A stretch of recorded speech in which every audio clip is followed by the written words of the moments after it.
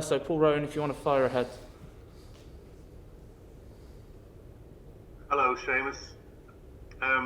Look, we all know about the run of results of late, since the manager came in. What's the level of confidence of the players and the manager and the approach that's been taken? What are you picking up about it from as captain of the team? We're confident. We're always confident when we come in. Yeah. The campaigns, they're short, and then you go back and you play your club level, and I think a lot of the time you're bringing your club form confidence into international football. Like, you're not so much thinking of how we did last time with Ireland. So there'll be lads coming in here eager to do well, eager to impress, and I'm always confident when we play for Ireland, and it'll be the same tomorrow night. And ultimately I gotta sit here and do these press conferences and say the right things, but we all know that we'll be judged on what we do tomorrow night, and let's hope that's a positive rather than a negative tomorrow night. Just on you doing the press conferences, Seamus, and then maybe you don't play, maybe you do. How difficult is that for you personally? I mean, you're putting yourself up forward, and Absolutely, not one bit difficult whatsoever. There's no ego with me whatsoever. I read something about me being disappointed at being asked or getting told to go to a press conference. The manager left me out of his first game. Had the decency to call me to his room and explain the situation, which I was fine with because Matt was playing very well at the time. There's absolutely no ego involved in me, and there never has been. And then to read that I was disappointed to be asked to go to a press conference when the manager had the decency to say, you don't have to do the press conference if you don't want. I know, it might be disappointing because you're not playing, so if you don't want to do it, you don't have to. If you want to do it, it's fine. My duty as captain, my duty for the rest of the players is to be positive around the place, whether I play or I don't play.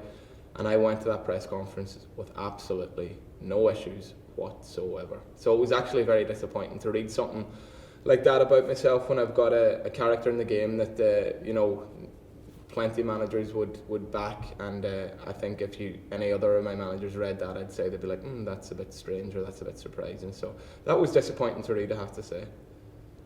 Thank you. Okay, Owen Calzer, please. Hey Seamus, what are your memories of the last time you were in Belgrade at the start of the last World Cup campaign? My memory's that bad, it's with all these games roll into one, but no, I do remember it was went into it in a good place, and coming here, the atmosphere was amazing as well. The atmosphere was always great here, but we came in a good place and we're all looking forward to it, and we got a good result on the night, and I want to win tomorrow night. We all want to win tomorrow night, but if we've a similar performance, then that would be happy with that too. But a long time ago, all these games roll into another, and you can nearly forget what they were like. Yeah. No, I remember after that game, you were quite critical of the whole team's performance, because I think you sat back when you were 1-0 up and ended up 2-1 down. Is this a game where it has to be on the front foot for 90 minutes? Yeah. Well, listen, it's hard to be on the front foot for 90 minutes in any game. I think Man City at the moment are probably the only team that can do that. There will be periods. We want to be confident. We want to play football the right way. We want to create chances, but I'm sure there'll be periods in the game where they have the ball and we're trying to stay compact. That's just the way football works. But we're going into it with a confident. We're going to do it with a game plan, and let's hope that we can get something out of the game. I believe we can, but I think there'll definitely be periods of the game where we will have to sit back. It's just not sitting back too much. Will be the issue. All right, thanks, Seamus. Thank you, thanks. David Kelly, please. Hi Seamus, given the restrictions of COVID at the moment, how has that changed your role as a captain? How have you had to adapt, and how important is your role as captain?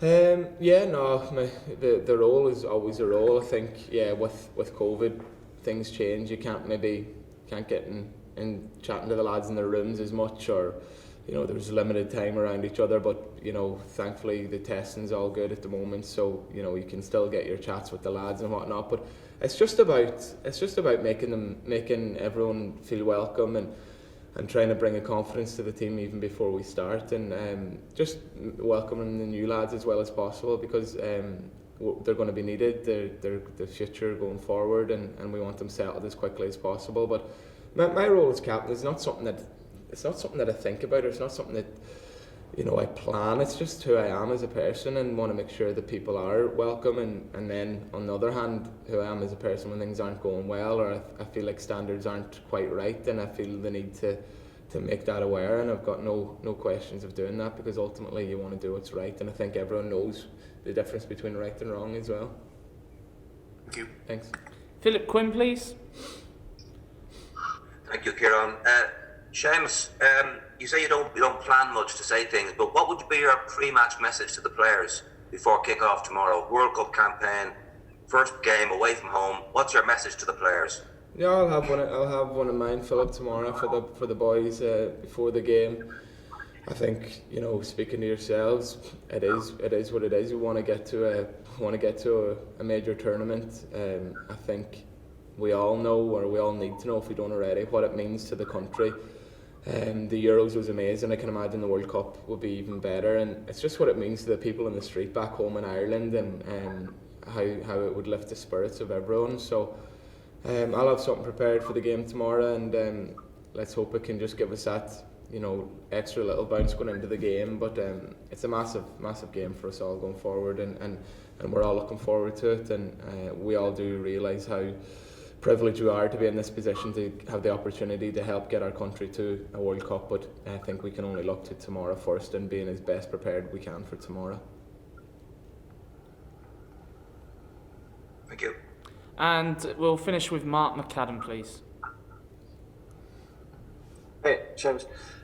Just wondering if you do get to play tomorrow, is there a sense of wanting to make up for lost time, given that you haven't featured recently? Yeah, I don't want to get too deep into thinking about how much I've not, because you go out there like a headless chicken, so passionate, having not played in so long. But yeah, there is. Listen, I've missed the last, I don't know, is it 10 games or something? I don't know how many games I've missed. I've missed quite a few, unfortunately, and it's one of the proudest feelings I have is representing my country. So I can't wait to get back out there, and as you said, whether it be making up for lost time, just helping the group